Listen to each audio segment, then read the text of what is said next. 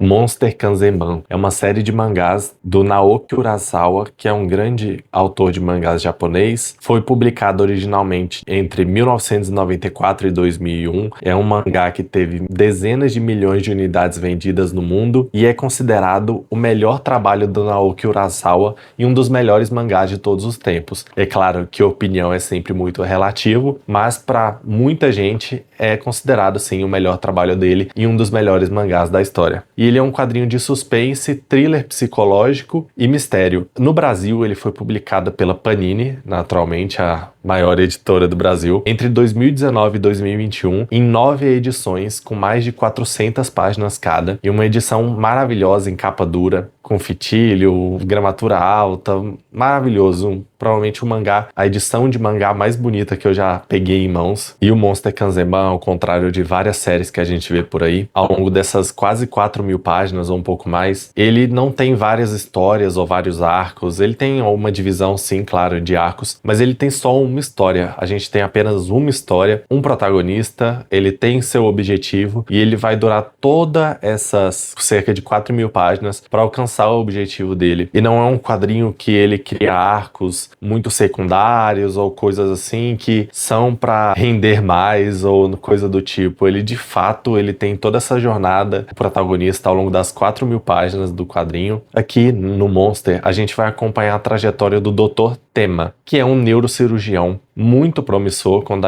a história do mangá começa, ele ainda é um jovem neurocirurgião, ele tem uma carreira extremamente promissora, ele namora a filha do dono do hospital, ele é cotado para ser o sucessor do dono do hospital, ele é um grande médico, o melhor neurocirurgião ali do local, e o quadrinho se passa na Alemanha pós-Guerra Fria. Então, esse começo, pelo menos, vai estar na Alemanha pós-Guerra Fria, e o Dr. Tema, ele é um cara muito correto. Em algum momento ali vai chegar uma criança que foi baleada na cabeça e ele vai ser o neurocirurgião designado para fazer a cirurgia dessa criança. Só que ao mesmo tempo, o político, um grande político da cidade, se eu não me engano, o prefeito, ele também vai precisar de uma cirurgia de emergência e o dono do hospital vai mandar o Tema largar a cirurgia bem no começo do menininho que levou um tiro na cabeça para operar esse político, para o hospital ganhar mais crédito com os políticos e ter mais moral com esse tipo de gente. Só porque o Tema é um cara correto que ele vai negar fazer essa cirurgia, porque ele é o único cara que poderia salvar esse político. Ele vai negar e vai fazer a cirurgia do menininho, que é a cirurgia que ele estava designado e a cirurgia que ele já tinha começado. E se ele não fosse lá, uma criança ia morrer. Então, por causa disso, o político acaba morrendo e o Tema consegue salvar esse garotinho. Só que isso acarreta algumas coisas muito ruins na vida dele, porque por ele não fazer esse jogo político, a namorada dele, que é filha do dono do hospital, já larga ele, porque ela vê que ele não vai fazer de tudo para crescer na vida e ela quer ficar com um cara que vai ser muito rico, com muito sucesso, e ela vê que ele não vai conseguir isso sendo só um cirurgião extremamente honesto, e o dono do hospital já descarta aí a possibilidade do Tema, que é o protagonista, ser o próximo sucessor ali como diretor do hospital. Mas ele acaba ficando com a consciência limpa porque, afinal de tudo, ele salvou a vida de uma criança. Porque no hospital esse garoto, ele chegou baleado na cabeça e a irmã dele, ele tem uma irmã gêmea,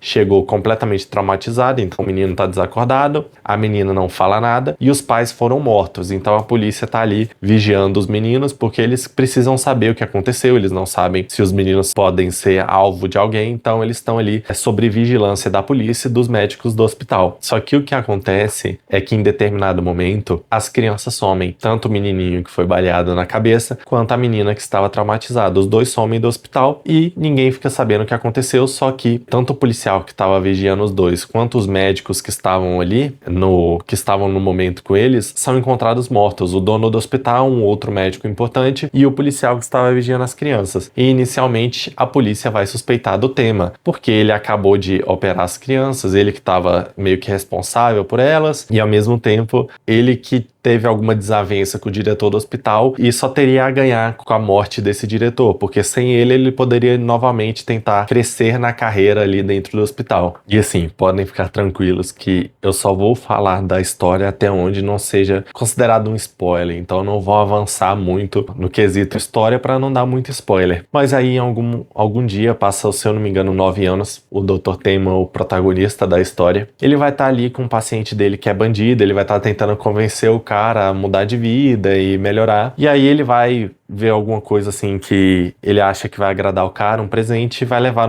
pra ele no hospital durante a noite. E quando ele chega lá no hospital, o policial que tá vigiando esse bandido tá morto e do lado dele tá uns docinhos, provavelmente estavam envenenados, que foram a mesma causa da morte do policial e dos médicos do hospital 9 anos antes, que eram os assassinatos que o Temna foi suspeito. Então ele vai atrás desse bandido, ele vai seguir o cara até um estacionamento. E na hora que ele chega no estacionamento, ele vai encontrar esse bandido e com um homem armado à frente do bandido, mirando a arma no cara. E quando o doutor repara nesse rapaz que tá mirando a arma pro ladrão, ele vai perceber que esse rapaz é, na verdade, o garotinho baleado que sumiu do hospital 9 anos antes, o garoto que ele salvou a vida. Então ele vai ficar em choque, o garoto vai falar algumas coisas ali pra ele e ele vai perceber que, na verdade, ele salvou a vida de um assassino, um menino completamente psicopata que agora já é um rapaz, quase um jovem adulto. Então, a partir disso, ele vai começar a investigar, tentar meio que rastrear a vida desse garoto. E quanto mais ele começa a rastrear o pouco que ele sabe, ele vai percebendo que esse menino tomou caminhos, assim, completamente assustadores na vida dele. E ele vai descobrir que esse menino, agora um jovem adulto, se chama Johann Liebert. E ele não sabe se é um nome real ou alguma coisa assim, mas é o nome que ele adotou agora, que é o nome do antagonista de toda a história de Monsters. Não é spoiler, ele já descobre isso. Não demora muito pro Temna descobrir isso. E quando ele descobre, que ele percebe que ele salvou a vida de um grande psicopata e que esse garoto tá indo cada vez atrás de fazer mais maldades e de coisas mais grandiosas do mal, o Temma, ele vai tentar interferir, ele vai, ainda no começo, ele vai tentar interferir, ele vai tentar salvar as pessoas do que o Johann pode fazer e ele vai se tornar um suspeito principal das investigações da polícia dos assassinatos que o Johann faz ainda no primeiro volume. Então, como ele é um grande suspeito da polícia, desde 9 anos antes, quando ele era um suspeito sem nenhuma prova, quando ele passa a ser um suspeito com algumas provas a mais, porque ele estava se envolvendo, tentando investigar o Johann, ele acabou se envolvendo e tem algumas provas que podem ser usadas contra ele, ele acaba virando um fugitivo. Então ele larga o hospital, foge e ele vai meio que dedicar a sua vida a partir desse momento para encontrar o Johann e matar ele, porque ele quer desfazer o que ele fez, né? Esse grande erro da vida do Temma, que foi salvar um menino baleado. Agora ele quer matar esse rapaz porque ele se sente culpado, porque várias pessoas morreram só porque ele salvou esse garoto. Eu não vou falar muito mais do que isso da história, até para não dar spoiler. Então a partir disso a gente vai acompanhar esse longo caminho, porque isso que eu falei são meras 200, no máximo 300 páginas do quadrinho. Não chega nem a ser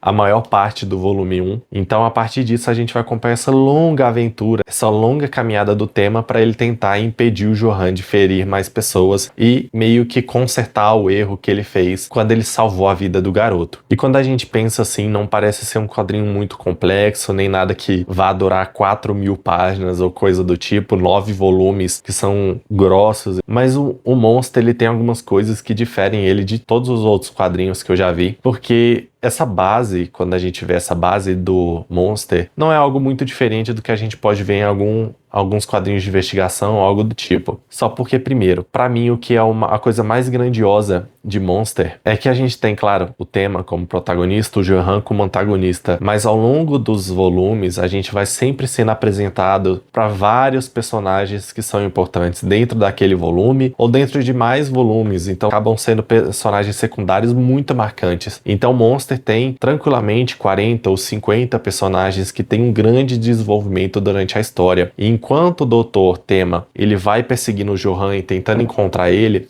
vai percebendo que tudo que envolve o Johann é muito mais grandioso do que ele jamais poderia pensar. Como é tudo muito grandioso, não é só um garoto sozinho cometendo crimes, é tudo muito grandioso. Ele vai investigando, vai descobrindo conspirações na época da Guerra Fria, vai descobrindo experimentos que eram feitos na Alemanha Ocidental, na República Tcheca. Como eu falei, né, a maior parte do quadrinho se passa no começo na Alemanha, mas ele tem muitas coisas que se passam também na República Tcheca, que é um país vizinho da Alemanha. Enquanto o Temma, ele vai tendo essa caminhada perseguindo o Johann, a gente vai ser apresentado para muitos personagens incríveis. Então tem personagens aqui que são secundários do quadrinho mesmo, aparecem em 2 volumes, por exemplo. São personagens assim que muitas pessoas que vão ler Monster vão considerar um dos melhores personagens que vocês já viram em qualquer mídia. Então são muitos personagens que têm um desenvolvimento incrível e a gente tem sempre, quase sempre pelo menos, toda a apresentação de quem é esse personagem, ele tem um grande desenvolvimento e a maioria também tem todo um desfecho próprio e que faz sentido em todo esse contexto do quadrinho, enquanto o tema, que é a temática principal do quadrinho, é o tema procurando o Johan tentando entender tudo que envolve a vida desse jovem, para tentar entender o que se passa na cabeça dele, o que motivou a acontecer tudo isso que está acontecendo. E enquanto o Johan vai deixando esse rastro de sangue e assassinatos, o tema ele vai conseguindo, pela bondade dele, pela garra dele, ele vai conseguindo vários aliados que são personagens incríveis e também antagonistas, outros personagens que são do mal e que tem alguma relação com o Johan também são personagens incríveis. Então aqui a gente tem uma gama muito grande de heróis, né, que a gente pode dizer que são personagens incríveis, como vilões. A gente tem muitos vilões em Monster que são vilões excelentes, e o próprio nome do quadrinho Monster, né, que é o monstro, ele remete ao Johan, que a gente já descobre logo no começo que o Johan é esse monstro do quadrinho. E o Johan, ele não é só um personagem assim, é um antagonista normal, como a gente tem em várias histórias, que ele só faz maldade, que ele é mal porque ele é mal, alguma coisa assim. Ele é um vilão excepcional, um dos melhores, se não o melhor antagonista que eu já vi na minha vida, e eu imagino que qualquer pessoa que lê Monster vai concordar com isso. Ele não é um vilão comum, ele não é um cara, um brucutu estranho, ele é um jovem, vocês vão ver nas imagens, muito bonito, ele não usa força, ele usa manipulação psicológica para conseguir tudo o que ele quer, então ele não é, pelo menos não apresenta ser um cara forte ou muito habilidoso, ou que comete todas as atrocidades que ele faz, mas ele usa a manipulação psicológica e a inteligência dele para conseguir tudo o que ele quer na vida. Ele destrói as pessoas só com uma palavra, ele consegue destruir a vida das pessoas, e no quadrinho, na série, ele vai representar o mal absoluto que existe nesse universo de Monster. E ao mesmo tempo, enquanto o Johan é esse mal absoluto, o tema, ele não é tido, ele mesmo não se vê como um herói. Todos os outros personagens veem ele como um herói, uma pessoa incrível e perfeita, que transparece toda essa segurança de que é um cara correto, mas ele não quer ser herói de ninguém, ele não quer conseguir a vida dele de volta depois disso, ele só quer uma coisa, ele quer consertar o que ele fez, ele quer matar o Johan, e ele vive com essa culpa de ter salvado o Johan e depois o Johan ter deixado todo esse rastro gigante de sangue ao longo dos anos. E ele vai sempre questionando se ele estava certo ou não, né, de ter salvado o Johan. Ele dedica a vida dele a salvar as pessoas, ele não deveria ter salvo uma pessoa só porque é um grande psicopata. Então tem grandes reflexões profundas assim durante a série, e a gente vai ter vários questionamentos, não é só um quadrinho de suspense, apesar de ser uma leitura assim que a cada volume a gente tem vontade de emendar no próximo, porque ele sempre deixa ganchos e cada vez que o tema ou as pessoas próximas a ele descobrem alguma coisa a mais, a gente fica querendo descobrir tudo que envolve o Johan e de como ele foi criado, de onde veio esse menino, e tudo vai ficando cada vez mais grandioso e a gente vai ficando cada vez mais curioso. Mas não é só um quadrinho de suspense, ele traz reflexões como se o mal ele nasce, né, se uma pessoa nasce má ou se ela é criada, essa maldade na pessoa é criada ao longo da vida. A gente tem essa identidade da pessoa, porque o próprio Johan também, a irmã gêmea dele, eles estão sempre tentando entender se o Johan, ele de fato é um monstro mesmo, desde sempre, ou ele foi uma vítima de um outro monstro. A gente tem muita coisa também sobre a guerra, porque como eu falei, se passa pós-Guerra Fria, então a gente vai acabar vendo ali o tema e os outros personagens, tanto os antagonistas quanto os mocinhos da história, descobrindo experimentos psicológicos que a Alemanha Ocidental fazia, e vai ter essa questão da moralidade do tema também, tipo, até onde vale a pena ele ir para impedir o mal, se vale a pena ele se tornar esse assassino só para impedir que o Johan mate mais. Então assim, a quantidade de coisas que tem ao longo dessa série é incrível, e no começo a gente pode até pensar que 4.000 páginas vai ser muita coisa para essa base do começo que não parece ser tão complexa, mas enquanto a gente lê a gente vai até perceber que em 4.000 páginas ele até usou pouca página para falar tudo que ele faz, para desenvolver tantos personagens como ele desenvolve, e além de tudo o quadrinho. Tem uma arte incrível. A arte é maravilhosa. Todas as expressões dos personagens. Tudo fica incrível. Na edição da Panini, surpreendentemente, ficou maravilhoso. Então, é incrível ficar, no mínimo, folhear esse quadrinho para ver essa arte fenomenal. Todo esse ar de suspense que ele coloca. Então, por exemplo, quando o Johan aparece, ele pouco aparece em alguns volumes, às vezes nem aparece, ele sempre é marcante. A presença dele é marcante, causa até uma ansiedade, assim. Ele consegue construir essa aura incrível de vilão no Johan. Ele não precisa fazer nada maldoso quando ele tá em cena pra gente sentir essa maldade dele, essa grandeza que ele tem. Um quadrinho perfeito, de fato. Provavelmente um dos melhores, se não melhor quadrinho como um todo, né? Contando todos os volumes que eu já li na minha vida. E é com certeza uma série que vale muito a pena dar uma chance. A Panini tá sempre reimprimindo porque é um mangá muito famoso e que se não tiver em catálogo também não é difícil achar um scan dele porque é um quadrinho muito grande. Não é, claro, um dos mais vendidos da história, apesar de estar ali perto, mas é porque a maior parte dos mangás mais vendidos da história também tem dezenas, centenas de volumes, né? E o Monster originalmente foi publicado em 18 volumes, então ele é um mangá curto. Era isso que eu queria falar sobre Monster. Eu espero não ter esquecido de falar nada sobre essa obra-prima dos mangás. Eu espero ter trazido todos os temas relevantes, sem muitos spoilers, sobre a obra. E espero que tenham gostado. Convido a vocês a inscrever no canal e deixar um like, esse tipo de coisa. E valeu por ter assistido.